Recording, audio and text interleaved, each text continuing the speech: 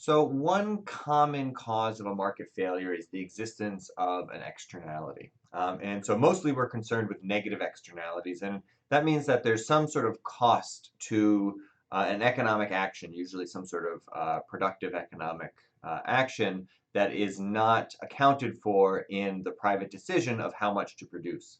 That said, there can be positive externalities, and again, it means that we don't get to the socially optimal outcome. Usually, in the case of a positive externality, it means we don't produce enough, whereas in the case of a negative externality, it means we produce too much. And so, one way to think about these negative externalities, we'll go back to our pesticide example, where we're thinking about producing bananas that have some negative externality on the fishermen in the area, is to think about the difference between the private cost and the external cost. And so, if we think about the sort of typical marginal cost, that's going to be the private cost, right? The banana growers are going to think, okay, what is my marginal cost for producing, one extra ton of bananas per year? And so that is noted by this purpley line here, marginal private cost. Then we also may have a marginal external cost, right? And if there's no externalities, then that's just going to be zero. But these are the costs that are imposed by the banana growers, the decision makers here, on society. In this case, we're focusing on the fishermen. And so that's this orange line here.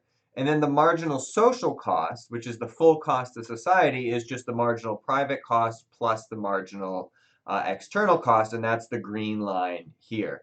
And so if we're thinking about, what is the correct efficient amount of bananas to produce, the banana growers are going to focus only on their private marginal cost, but as a society, we would want to focus on the marginal social cost.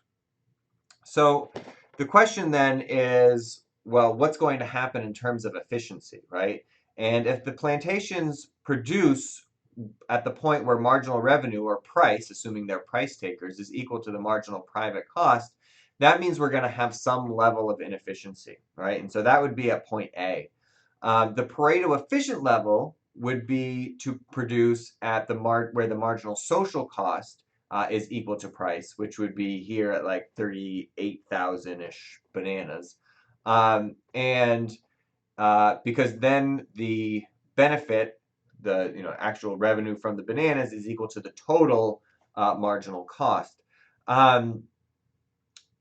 And the reason we know that is that because we can think, all right, well, if we're at point A, the fishermen would be willing to pay the plantation owners up to $270 to reduce production by 1 unit, right? That $270 is the difference between the marginal revenue and the marginal social cost.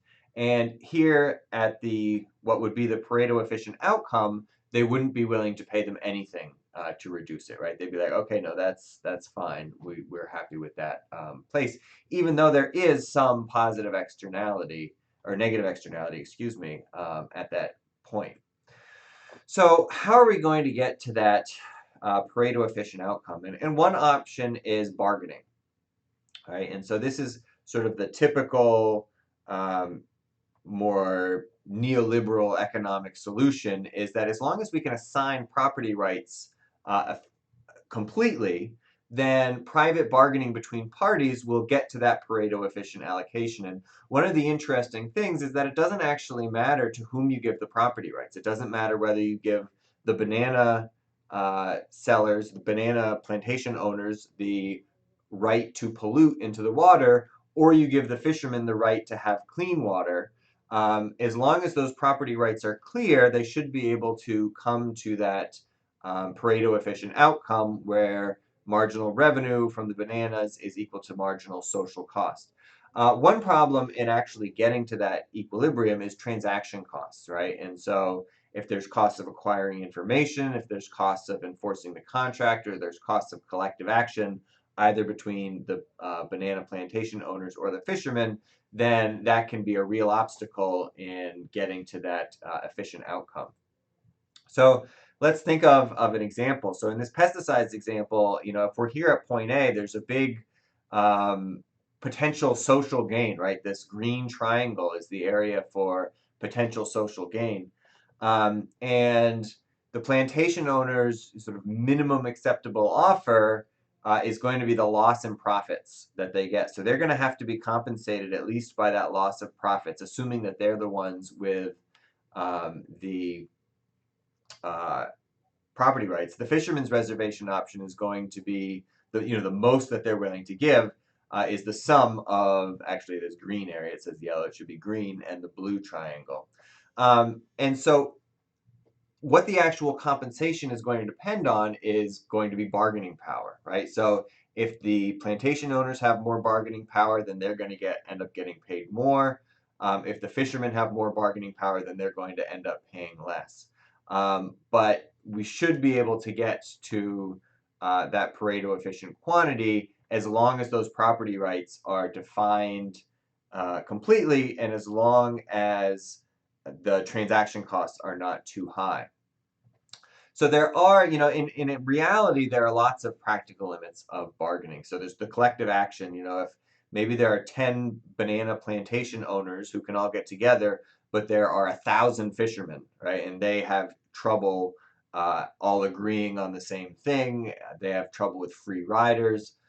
There could be missing information, right? It could be unclear to the fishermen exactly the cost that's being imposed on them by the plantations. Enforcement could be hard, right? So you could come to an agreement about how much polluting the banana plantation owners are allowed to do, but they might be able to cheat if enforcement is hard. And there might be limited funds, right? So it might not be possible for the fishermen to collect enough money to pay them, especially if there are not financial markets that are functioning. So bargaining is one of those solutions where it sounds really good in theory, and there are certain situations in which it has been useful and practical, but there are a lot, perhaps more, possibilities where it's impractical.